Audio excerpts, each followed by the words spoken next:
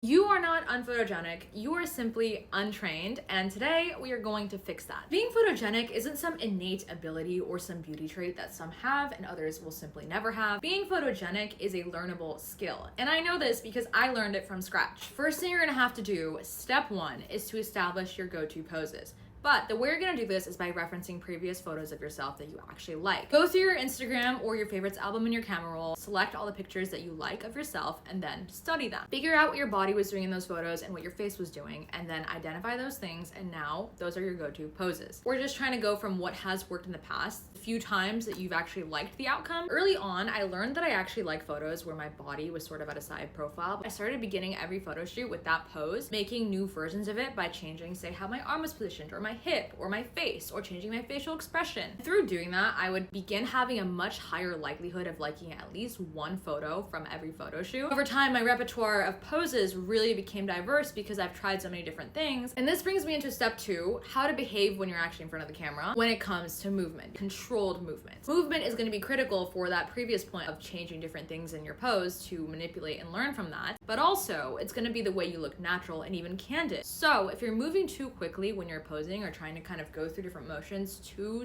fast, your photographer will only end up capturing about 50% of what you're doing. And especially in situations where you can only snap about 5 to 10 photos, you're gonna have to learn how to hold a pose and transition in a natural way that also is slow enough to where it's getting captured well and clearly. Step three, begin interacting with your environment and posing in a logical manner. A major turning point for me actually happened when my husband told me that I was posing in ways that seemed almost illogical for the environments that I was in. For instance, if I were at a museum trying to get photos, I would try to get photos of myself looking directly at the camera, when in reality, the more logical action would be looking around at the art. If you're at a table, reaching for the glass is gonna make sense. On a street or a walkway, taking photos that show motion, movement, and walking is going to be more logical. If you're wearing a pair of slingback shoes with a strap that could fall off, fix the strap. Doing motions and interacting with your environment in a logical way that you would naturally be doing if you were just kind of going about life without the camera in front of you is gonna make it so your poses feel more relaxing and they're gonna be easier to think of. This is just episode 1 of my How to Become Photogenic series because there's so much to go through, from my go-to poses to how I trained my photographer, aka husband, to take good photos of me, through how to work with different types of lighting, how to do your hair and makeup to photograph better, how to even edit and color grade your photos to have a certain feel that you want with the image. If you have any questions or topics related to becoming photogenic that you want me to explore, please tell me.